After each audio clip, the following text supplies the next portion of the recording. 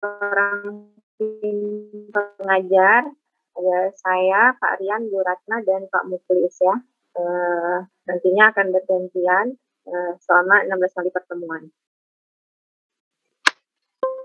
Nah, untuk mata kuliah analisis hasil tangkapan ini sebenarnya nanti kalian akan banyak belajar bagaimana cara mengidentifikasi hasil tangkapan, menjelaskan mengenai proses pendaratan, proses penanganan hasil tangkapan ya, dan akan belajar beberapa teknik analisis yang terkait dengan hasil tangkapan itu sendiri ya. Jadi nantinya kalian itu diharapkan bisa memahami dan menjelaskan serta mampu menganalisis mulai dari definisi hasil tangkapan, permasalahan yang terkait dengan hasil tangkapan ya, baik dari sisi penanganan, pendaratan, dan pemasaran hasil tangkapan, dan beberapa teknik analisisnya ya.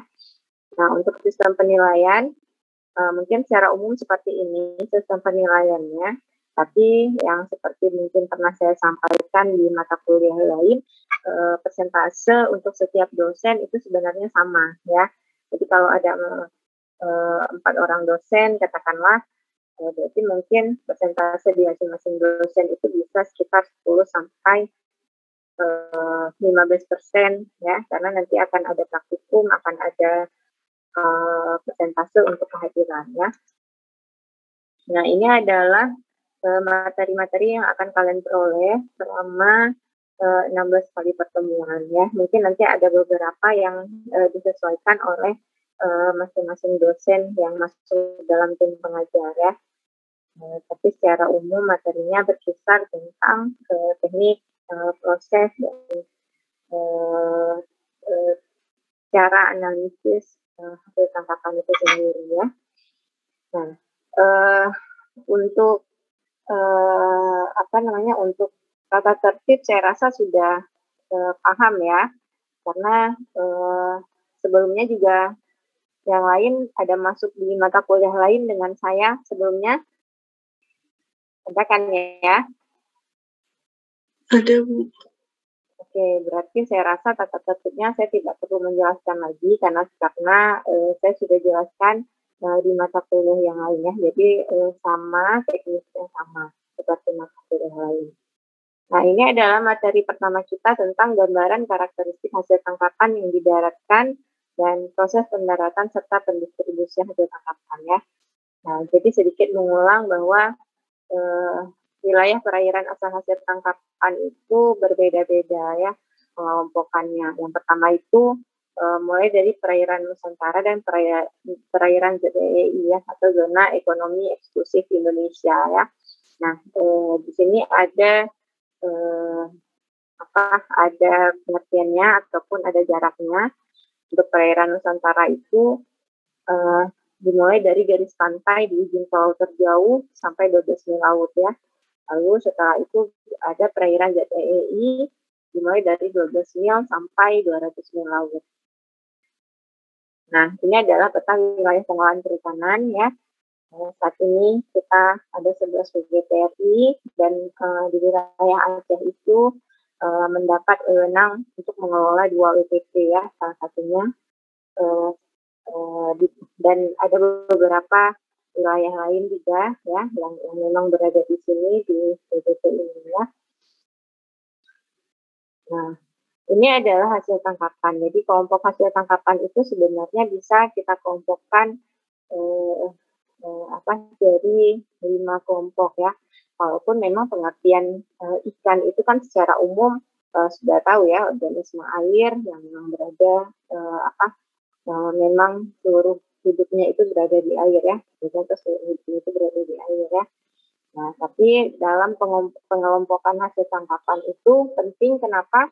Karena ketika kita ingin melakukan penanganan hasil tangkapan, maka kita harus tahu masing-masing jenis hasil tangkapan itu masuk ke dalam kelompok apa, agar penanganan yang kita lakukan juga nantinya tepat ya.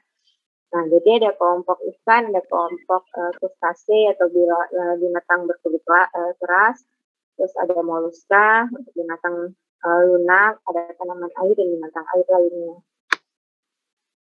Nah, ini adalah karakteristik hasil tangkapan yang bisa kita kelompokkan berdasarkan 4 kelompok ya. Dimulai dari karakteristik morfologi. Karakteristik morfologi ini artinya dia sesuai dengan bentuk tubuhnya. Ya. Kalau ada karakteristik mutu, ada karakteristik berdasarkan cara penanganan ataupun pendaratan, dan ada karakteristik ukuran. Nah, semua karakteristik hasil tangkapan ini akan sangat berkaitan dengan 3 kegiatan ya, mulai dari kegiatan pendaratan, penanganan, dan distribusi hasil tangkapannya sendiri.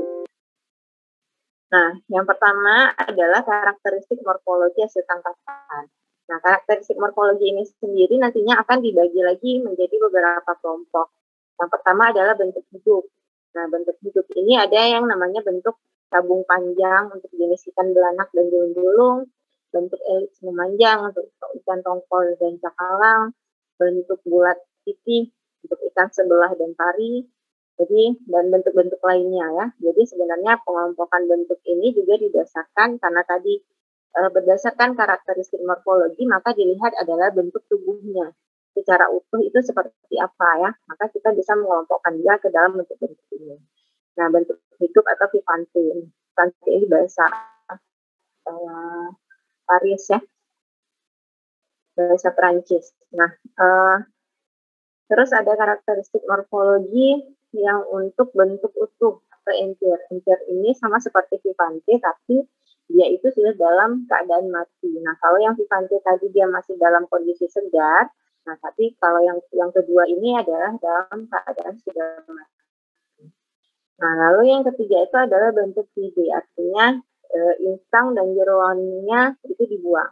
Nah, biasanya untuk kelompok ini itu adalah ikan-ikan yang tujuannya itu adalah untuk pasar ekspor, dan ikan-ikan tersebut biasanya berukuran besar ya, seperti ikan-ikan tuna.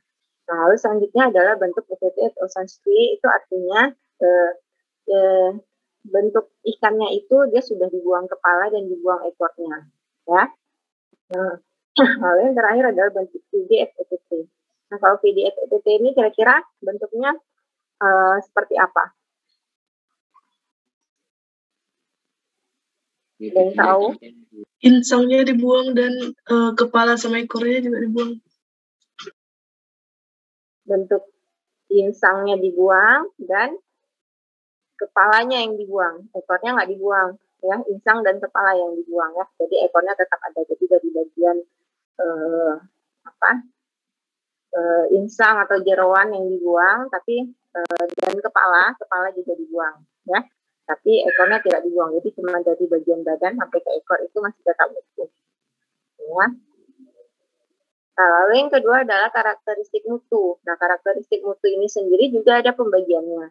Ya, ada kategori umum dan ada kategori khusus. Nah, kalau kategori umum ini biasanya berdasarkan skala ataupun grade ya, grade kualitas ikan itu sendiri ya.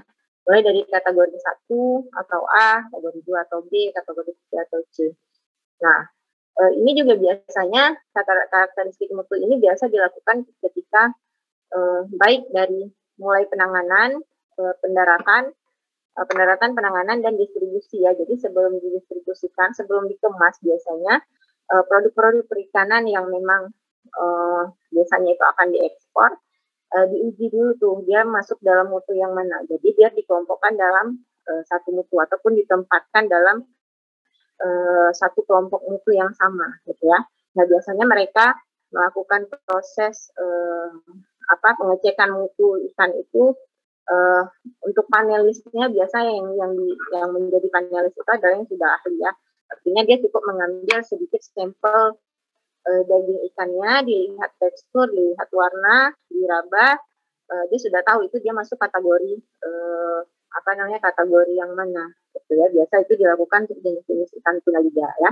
Nah, lalu ada kategori khusus. Kategori khusus ini didasarkan pada analisis kimiawi dan kandungan bakteri dan berdasarkan organoleptik. Nah, kalau yang organoleptik ini hanya menggunakan panca indera kita ya. Artinya nanti kita lihat bagaimana score sheet-nya. Sementara untuk analisis kimiawi dan kandungan bakteri ini memang membutuhkan uji laboratorium ya, untuk mengetahui bagaimana karakteris apa